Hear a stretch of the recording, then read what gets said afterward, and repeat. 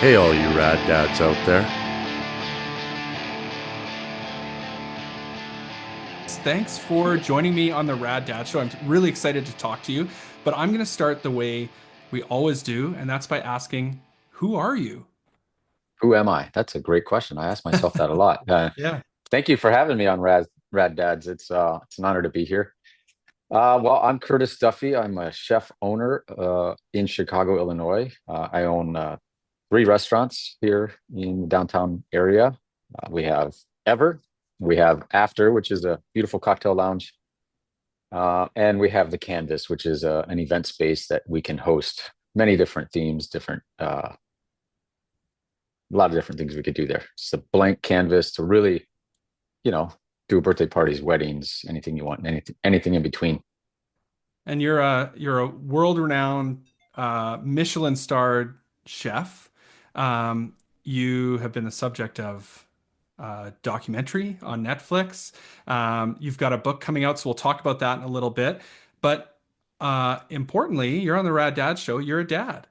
Yeah, I'm a proud father of two of my own and a proud father of two stepchildren as well. I don't like to call them stepchildren. I obviously think of them as my own. Yeah.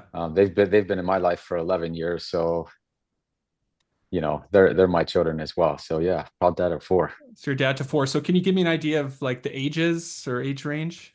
Yeah, my oldest in college, she's 19, be 20 this year. I have a 16-year-old just starting to learn how to drive, and my two stepchildren are 14 and 12. Okay, So so we are the Brady Bunch, and we have two dogs, so it's a house full. yeah.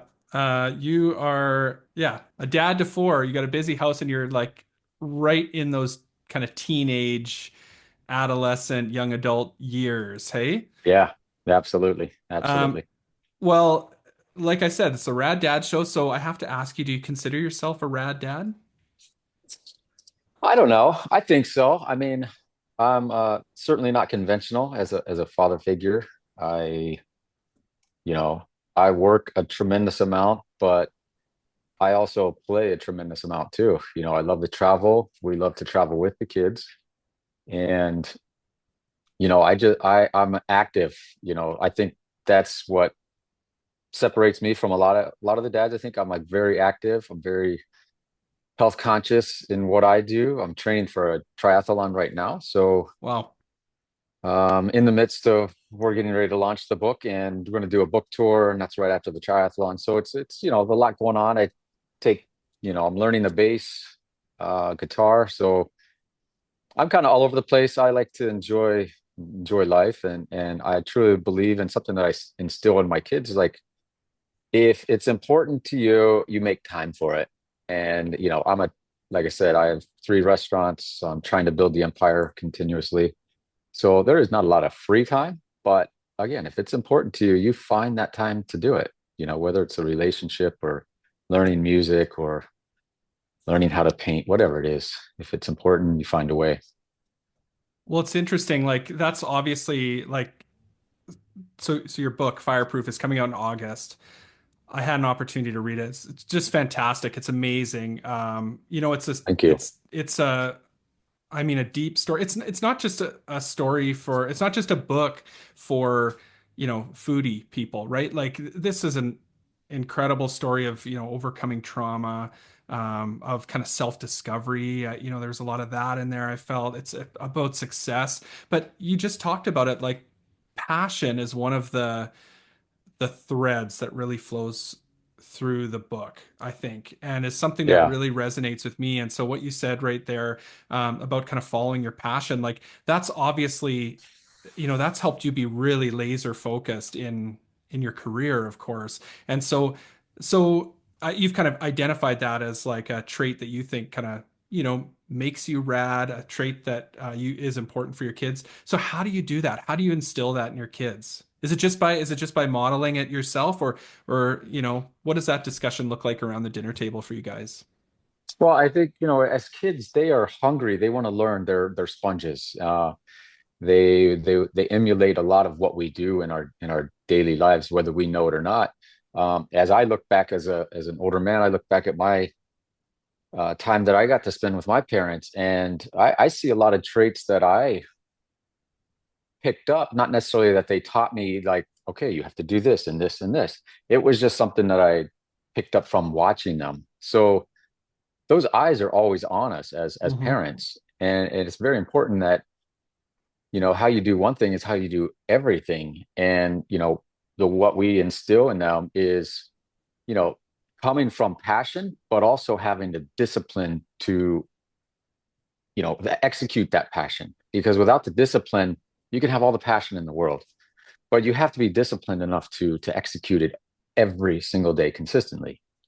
And that's something we've always tried to instill in the kids, and everything they do, whether it's sports or schoolwork, and just even communicating with their friends, having that conversation. Like, Yeah, I actually really like that. I just wrote it down, like passion plus discipline, right? That's such an important piece that um, maybe the equation's passion plus discipline equals success, or I don't know what, maybe it's not it doesn't have to be success, whatever your definition of success is, right? yeah, But I think the discipline to execute it is ultimately important as well, because you do have to take that initial step to execute, and sometimes those steps are scary because maybe you're learning something new, and have to, everybody's scared to learn something new, wherever's, scared to try something new. And if you just take that first step and execute it over and over and over, it becomes very easily, of course, very easy. right. Yeah, so you talk about um, in the book, obviously it kind of it sets its foundation in your childhood, right? The book sort of starts Sure. there and talks about, and you've been very open about this, and talks about, the tragic passing of your parents, um, uh, the to put it mildly, like the tumultuous kind of nature of your childhood, the Yeah. challenging relationship with your own dad, but something that really strikes me in the book is and in the stories you've shared prior to that is you know you've in a way forgiven your dad for some of that and for what ended up happening and you've acknowledged that there's a thread of him that runs through you, Sure. right? Yeah. So I guess I'm curious, like take me back to when you became a father yourself, Curtis, and like as you reflected on your childhood growing up, being a sponge, like you said, like, did that create some uneasiness for you? Did that create fear for you about becoming a parent? What did that look like for you? What was going through your mind? Yeah. Of course, there's a lot of fear, especially with my upbringing, and how, you either read or hear from a lot of people that, from generation to generation, you do what your parents have taught you, and you do what you come to learn, and what you learn is what you know. And I was really fearful of becoming a parent, knowing my situation and how I was brought up in the world, and was very worried about, following those same steps in life. And, from the abuse, the verbal abuse and things like that, I didn't want to continue uh that path. So that was very important for me to kind of dive inward to me, into myself, and really, figure out a way not to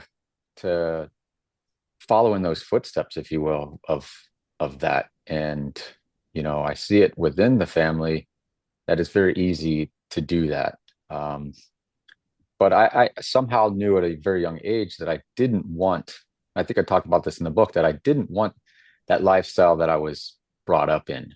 I somehow was able to see clarity, and some way to know that I was meant to get out of that somehow. And, becoming a parent, I think that was one of my biggest fears. Was I didn't want to be my father. I didn't want to treat my kids the same way I was brought up. So I had to change that. And I think it starts with just being aware of that situation, and Yeah. know that that's not, I would never lay a finger on my children. I get emotionally stressed when I like even raise my voice at them, even to this day, especially when they're very young. Like it would break my heart to think that just yelling at them, I'd go in the other room and just like, oh my God, you know? Yeah. I think about it with my own kids too. I actually just was, my oldest daughter was having a bit of an emotional night last night, and I was kind of talking to her about that and where it ended up going. I don't know, maybe this is like subconsciously, having read your book, like this kind of coming through in my mind, but I sort of said to her, like no matter what happens in our lives and what I can provide for you as a dad, like really all I want is number one, you to know that I love you, right? And number two, for you to feel safe with me. And Absolutely. and I think that's sort of what you're talking about too, is that like that feeling of safety and trust, right, with you. And I totally agree with you. The times that I feel the absolute worst about being a parent, the times when I've, feel like I've totally messed it up are the times when I can see I've created a little bit of fear in my kids, of me. I've raised my Yeah. voice or whatever. I'm stomping around and, and they're afraid. And um, but it's interesting, like I mean, I kind of mentioned it before. Yeah, the book shows a real, even from a young age for you, Curtis, like a real maturity about sort of like trying to understand where your parents were coming from a little bit, Yeah. right? So despite all of that, you respected the things that you felt that they did right. um but you knew the things that you didn't want to sort of continue. And I think that's really interesting, right? Because there's things you mentioned about being a sponge. There's things that you take from your parents and um you want to repeat, but it's Right. equally as important to think about the things that you get from your parents that you don't want to repeat, right? Yeah. I think that leads also, into the business world too. Um, Yeah. as you grow up and you start working these jobs towards, at least for me, like I knew what I wanted to do at a young age. I knew I wanted to be a chef. So I wanted to position myself with these great chefs, to get where I wanted to be. They were my next stepping stone to where I wanted to be. And ultimately, you you take the good and bad and you take what you want from each one of them, and that's kind of like being a child. Like, I take certain qualities and certain things from my father and certain qualities from my mother, and I leave what I want to leave and leave what I want to leave with my mother. And it's that's kind of who shapes who we are, and then you just like to refine it and refine it and refine it. I always try to say like they were doing the best that they could at the time, and we are as well. We're all just trying to do our best and with what we have, and how we navigate through life. Were some of those guys like Charlie Trotter and Grant Achatz, were those guys in a way where they, did they fulfill a role of a bit of a father figure for you? Like maybe it's more on the kind of the culinary side, but I'm sort of curious. Like they're obviously great mentors for you, and well, and Grant also a peer, but did they fulfill that role for you a little bit? Um, I'd have to say I worked for a chef in Columbus, Ohio named John Souza, Hmm. who really he doesn't get enough credit. He's not obviously nationally known or anything like that, but he's one of the chefs that I learned a tremendous amount from, and I style a lot of things in the way he styled or in the way he taught me. I do the same to my younger cooks. But from a father figure, yeah, he had a beautiful family, had three young boys when I was around, the time around him.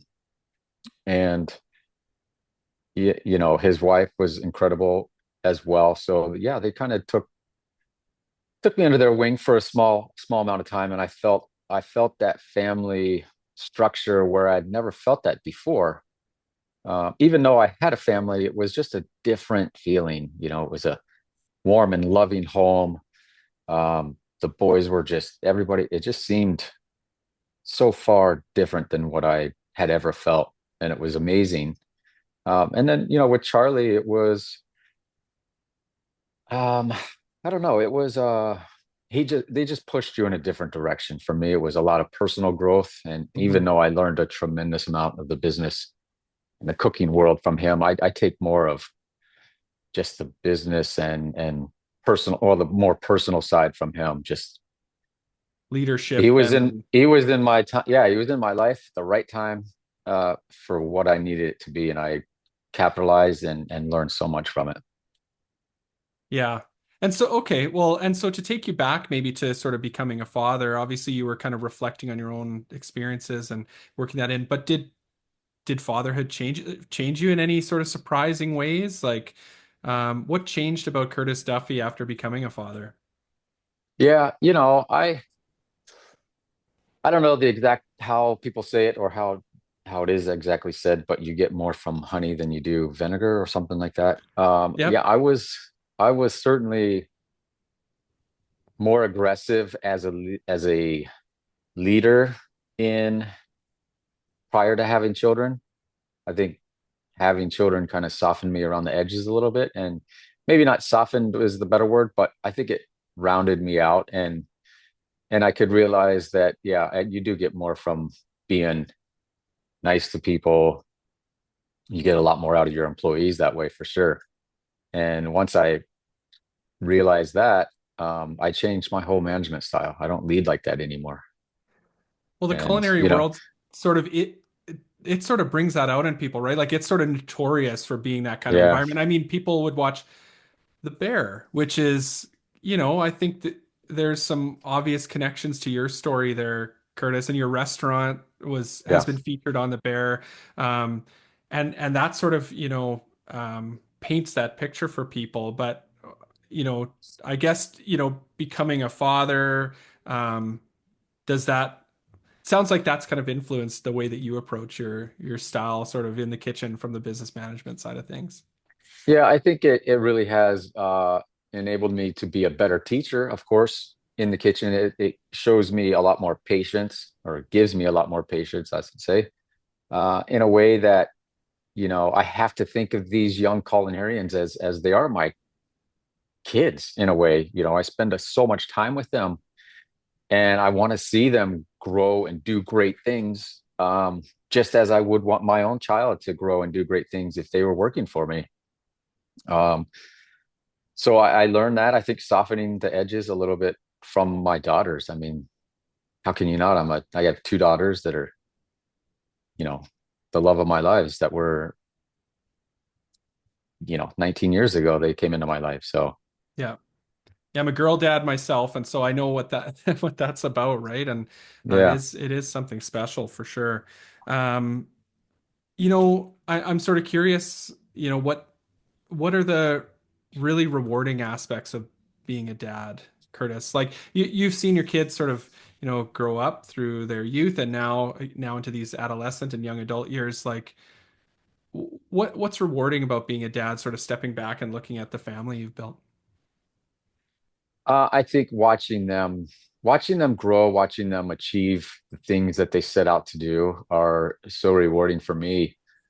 Watching them experience life and kind of know that you've given them the right tools to make the right decisions, and you've given them enough love that they know they always have a place here, wherever problems lie. They always have a place to come back home, and I think ultimately watching them just experience life, because I think it's a different perspective through their eyes. Hmm. And I love seeing the world through their eyes a little bit more, especially when they were young. I really enjoyed that so much because it's so innocent. It is, uh, yeah, I think innocent is the most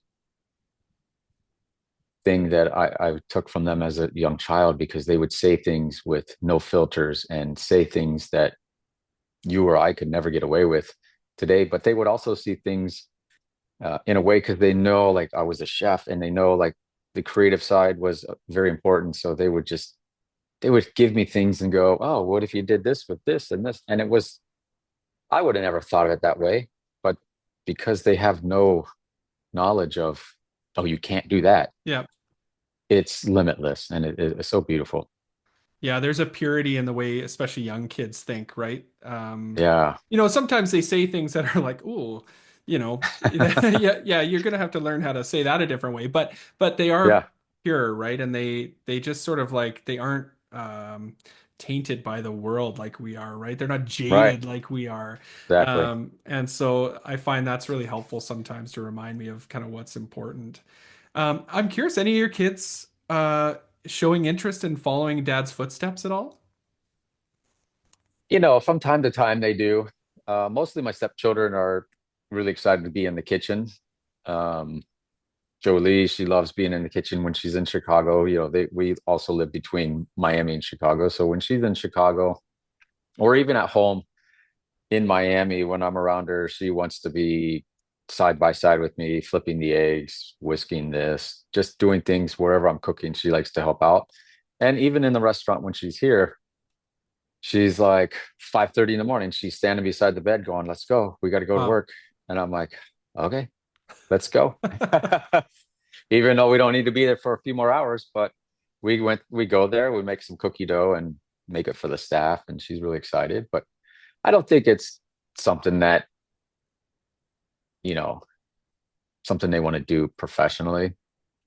I think not. No. I Yeah. think it's just the love of just wanting to be around and Yeah, well, they get to yeah. see, I mean, they get to see something a lot of people don't see, that Yeah. connection to food. And I mean, it's obviously an incredible experience at your restaurants, right? And totally beyond what most people, will sort of get to see, especially in their home. So I'm sure it's really neat. And I think the thing that I think is really neat about what you do, Curtis, is like, and you've talked in your book about some other guys that are, similar. Grant was another one who, like, just were being really creative, doing things that nobody else has done. And I look at that. We interview a lot of musicians on this show, and I'm a music guy. It's to me, it's the same thing. It's like being a painter. It's working with food, working with music. You're creating something new. You're taking things that everybody's familiar with. Yeah. Music is the same way. You can write a million songs with three chords, but you do it in a way that's new and exciting for people and makes them feel Yeah. something, right? And so that's really neat. And I think it's probably like, you talk about passion, your kids sort of get to see that too, that like dad's being Yeah. creative. Yeah. And the passion is very important because, before my daughter went on to college, I had her spend, a summer with me at the restaurant and she was old enough to work. Cool. So we put her in a position. And for me, it was not about trying to inspire her to get into the restaurant business. Actually, she worked in the front of the house side. But for me, it was important that she would be surrounded by 60 people a day that are passionate about what they do. This is what they do and how it can change the diner's night, their perspective of food, and really just, you and I can talk to our kids all day long about certain things, but when somebody else says it to them, Yeah. then they get it, right? It's like, oh, well, I've said that to you 100 times, but you didn't listen. But now Johnny says it to you, and it's like there's Yeah. this new thing, and that's okay as long as she was surrounded by people who are passionate about it. That's all I want her to find her passion and have that same integrity behind it and chase it the same way I chase my passion. For sure. There's something about just like seeing it and being around it. You feel that energy from people, right? And I Yeah, it's think that infectious. totally. And that's, Yeah, obviously something that really resonated with you as you were coming up, learning um how to be a chef. You were around people who were passionate, right? And that sort of rubbed off on you. So as parents, we sort of want to give those experiences to our kids, like um, not necessarily to follow in our footsteps, but be around anybody who's passionate about something. It's just exciting. yeah. It wasn't until I got to Charlie Trotter's that I saw that's where it clicked for me. Like I had been in restaurants for 10 years at that point, but never at a level that every single person had the same goal in mind, and all the way to the dishwasher. And when I saw that, I was like, this is where I need to be. This is where I'm supposed to be, and fully embrace myself in that culture. Yeah. So, I mean, that leads me to think about like you're known as being someone who's really laser focused, super determined, kind of a self-described workaholic a little bit. But how do you Yeah. find that balance with your family? You talked about it a little bit, travel and things like that. How do you make that work at home? You're a successful business person. You're running 3 restaurants. You're obviously busy. So how do you make Yeah. that work with your demands at home? Well, I don't think there is balance. And, you know, I Hmm. kind of go back and forth with, okay, I can find balance and I think I have it for a while. And then I shift back to there's no such thing as balance. If you want to be great, you have to have you're dedicating so much on this side. How could this actually work? I mean, if you think of the word balance itself is really kind of to really be in one place and be stable. There's nothing in my life that is like that. We're always having that forward momentum. And it's about finding it's about time and quality of time over quantity at this point. We Yeah. like I said, we live in 2 different cities right now. My wife is in Miami with the children there. I'm here in Chicago. She's working, I'm working, but when we're together, we travel a lot together on business, but when we're together, it's quality time and we make that time more important than anything else around me. So in that sense, I shift my balance to that for the time being. And then um, when she's not here, my shift goes back to my business side. So I don't I think, yeah, it works for me. That's what's important. It works for what I do and what yeah. she does and how we move forward as a family. So that's what works. It works.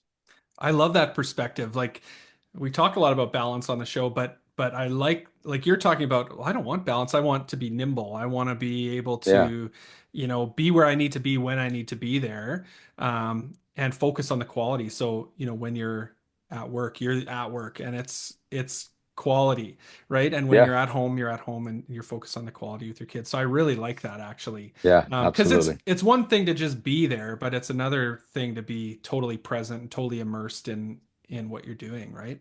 Yeah, I could be at home or I could be at work and be thinking of other things and I'm not any better at that. If I'm sitting on the couch and I'm just adding text messages or is that quality time with my family? No, because I'm Somewhere thinking else. working somewhere else. So I really try to like be as present as possible. And that's something my wife and I've talked about a lot lately is just trying to be more present with ourselves um, in the moment, especially when the kids are here and Yeah. or even when we're just alone. Let's just try to be more present with each other. Yeah, these things make it really hard to You're absolutely right. to be Absolutely present, right. right? Anybody Yeah. can reach you at any time, and especially as a business person, I know what that's like. Like, um, any little issue kind of Yeah. becomes your emergency right now, Yeah. even if it's not a true emergency, right? So you get like some real benefits from being connected to people all the time, but you also, you got to find a way to filter that stuff out. Otherwise it becomes a lot. I mean, for me, like we have this podcast. It's like, you know, there's nothing that's an emergency, but I get like a notification that someone commented on a post and I'm like, oh, I better respond to that right away. But like there's no Yeah. there's no reason to do that, right? But that's how we feel it, kind of like it's a Pavlovian thing, right? Yeah. Yeah. It's the way we've learned to adapt into our current world right now. And it's really a shame where we need to take a step back and say, all right, Yeah. it's gonna be there tomorrow too. Yeah. It's not going anywhere. Totally. Totally. So Fireproof. So your book is coming out in August Yeah. 5th. August 5th. I kind of made it blurry here, but we'll obviously put up links to the pre-order. People can pre-order it right now. Why was it important to tell this story now, Curtis? That's thanks for asking that. We did a documentary, 2016 was released. It kind of dove a little bit into my life story, a little bit. It was just shave the surface, right? I think the documentary was more about us just building this restaurant and Yeah. how we wanted to build the best restaurant in the world. certainly that shifted into I wanted to be the best that we could possibly be within the four walls of what grace was. And that still seems to be my motto is I wanted to be the best within the four walls that I'm surrounded with. I'm not too concerned about what everybody else is doing. I'm not trying to compete with everybody else. I want to be the best here and give my staff the best. So, writing the book with Jeremy was, I don't know, I felt like it was time just to let a lot of the stories go. Maybe it was coming Mm. from a place that I needed just to let them go. And I think through conversation, it was very therapeutic and letting those stories kind of go. And, writing the book, I would call Jeremy all the time and it'd be like, hey, I have this story that just I remembered from our conversation from yesterday that just popped up. Let me tell you it. What do you think about it? And of course, he would hit record and I'd tell the story about something and we'd transcribe it and see if it fit in the book. If not, then it stayed out. But for me, it was, I guess, just letting the stories out, I don't know. I think it was time. I Yeah. think I wanted something that my kids and family could read and understand me a little bit more. If I wasn't able to just communicate that out loud to them, maybe they'd get a little bit more of who I am, how I think, and how I do things, why I do things.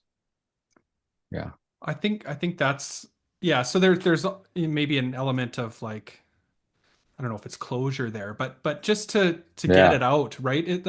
Again, I'm talking about this discussion I had with my daughter last night, right? She was kind of having this emotional thing, and I just said, sometimes we just need to get it out, and so maybe, I like that it's a bit of, a therapeutic thing just to get it out there. The other thing that I think is really interesting is, and I think you do a really good job of, we kind of hinted at it a little bit earlier, is you tell the story of your parents, right? And Hmm. and of your Yep. upbringing as a child. And, you know, like we said, I mean, it was tumultuous, it was challenging, it was hard. But there was love there. And what I thought was interesting is you really did try to, you want your kids to be able to understand about you. I think you really were trying to understand your parents too in this book. And Yeah. that's what was so interesting to me, right? Was like, um, understanding what led them to the place that they led to as well. And, ultimately, obviously, Yeah. your parents' tragic passing, and but you got into, your dad's mental health struggles and all those kinds of things.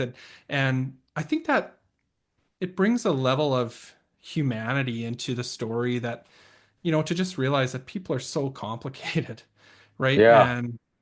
And sometimes people do things that aren't the best thing to do, but it's because of what they've experienced in their past. And so all that being said, I think, what's so cool about your story, Curtis, is you found cooking as a way to kind of get away from that a little bit, and Sure. to devote your passion to, and to kind of make it through. And it seems like cooking, yeah, I don't know, it felt like in the book it really saved your life. um Yeah. I think it did. And, I think part of that story, I'm going to kind of bounce back to what you were saying earlier, yeah. is, I think my parents were trying to do the best that they could with what they had. And I said that earlier as well, as we are as trying to do the best we can as parents current day.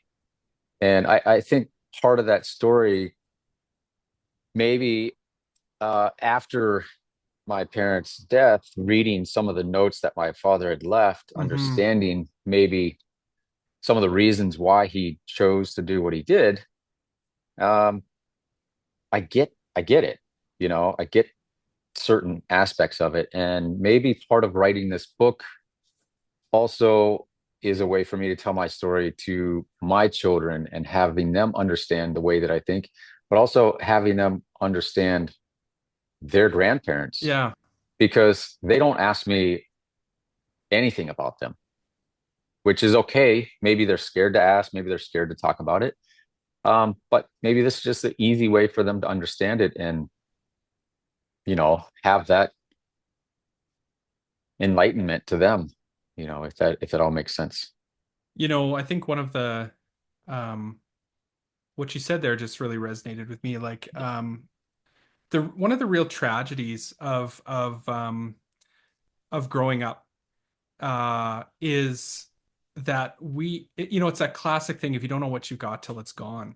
And Yeah. my grandparents, my grandmothers both passed away before I was born, or very shortly after I was born. My grandfathers, I had great relationship with them, but as a young man, I never I you know you grow up only really thinking about yourself, and you don't even really Yeah. see these important people in your life as someone who has their own story. And so I think you're doing your family a real favor there, and a real giving them a real gift by sharing some of that, because that's something I totally regret not digging into with my own grandparents, right? And even Yeah. my parents, my mom passed away 5 years ago, and there's things that I wish I had had the chance to, dive into and learn more about with her. But, Yeah. as a young person, you just don't have that perspective that you need that. So I do think it is a real gift. And I want to just quickly, come back to what you said about the note that your dad left you, because that's a really powerful piece that you shared. And, to maybe paraphrase what he was saying, and that was, I mean, he obviously kind of said he was really proud of you, Curtis. And but also, he sort of said, like, don't follow in my footsteps. Right. Right. So Yeah. there's a Yeah, I did say that. there's a humility in that for him, that he sort of knew, like, I'm not doing the best job, but he wanted the best for you, and I thought that was so Yeah. powerful. Yeah. Yeah, you're absolutely right. He did say that. He said, don't follow in my footsteps because you'll be in a world of pain and hurt and not loved. And yeah, that stuck with me. It hit home with me for some reason. But I had already knew that I didn't want to follow in those footsteps. I knew that from a young kid. Like, I certainly didn't want my children to feel the way that I felt growing up, or my brothers and sisters feeling the way that they did growing up. Um, so yeah, Well, it's a powerful message to carry with you, and it's certainly neat to hear you talk about how you've tried to do things differently with your own family. Congratulations, you got a beautiful family, amazing restaurants. You've got this book coming out. Encourage people to go and pre-order it now. It's going to be out August 5th. Anything else? So you've got the book. Anything else you want to tell us about the book or your restaurants? Anything else exciting sort of coming up right now? well, I just think the book is the most exciting thing right now. We take it day by day, and we're working Yep. extremely hard to kind of get out and promote that once August 5th comes around. We're really excited about it. We had Jeremy's such a talented writer, and we have an amazing team behind Jeremy and I that are like working incredibly hard just to get this book launch off the ground. And we'll be internally forever thankful for that. And I'm just incredibly proud. That's all. Just very proud, very happy where I am in life, and know that I have a lot more to give, and continue to push hard and continue to just be better, just be a better human every day. Yeah. Well, congratulations on the book. I'm also hopeful to get down to one of your restaurants one of these days. I'm gonna close, Curtis, by, well, I actually normally I ask sort of one closing question. I'm gonna ask two. So my first one is Ah. a little bit funny, but I was so curious as I was reading the book, and I was looking online to see, had anyone ever asked you this before? But I'm curious what you're obviously, a guru when it comes to culinary experiences and food and flavors. What's your guilty pleasure food? What's your like Mm. go-to guilty pleasure? Oh, go. Well, I love pizza. I don't eat a lot of it anymore, but I do love it. And I love candy. Okay. I am a sweet fanatic before I am salty. Yep. So if you had a counter full of salty chips and all that beautiful stuff, or a counter of candy, yeah. Yep. You'd I'm go for going the for the candy. candy. I'm going for the candy every single time for sure. Yeah. What's your number one choice? I love the malted Whoppers. Oh yeah, me too. Um, I used to love Twizzlers. I haven't had Twizzlers in a very long time. Um, Greasy peanut butter cups, anything peanut butter, chocolate. Yeah, I'm Yeah. all over the place. I don't really Okay. have like something I don't like. Yeah, I'm kind of the Black same way. licorice. I even love black licorice. Yep, me too. The black Twizzlers, the best. Yeah. Okay, so ending on the parenting note, I'm going to ask for dads out there listening, maybe dads to be, who've got one on the way. What advice do you have for new dads out there?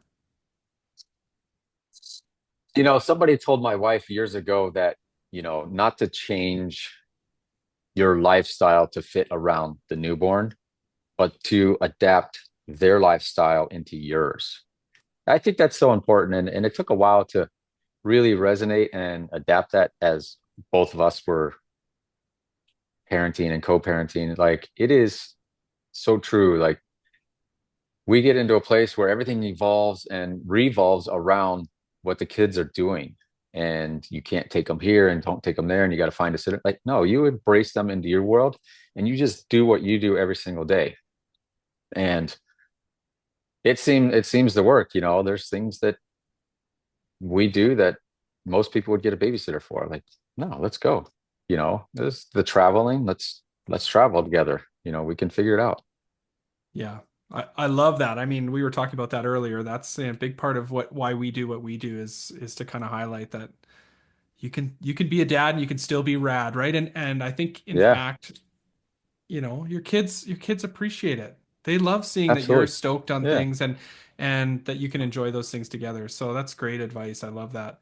I mean, you're giving them culture, you're giving them opportunity, you're giving learning. I mean, it's constant. I mean, you're giving them life experiences. What would you rather have them be with you, giving them life experiences, or sitting at home in front of a video game? Like, no, I'm Yeah, going to take them and let them experience what we're doing.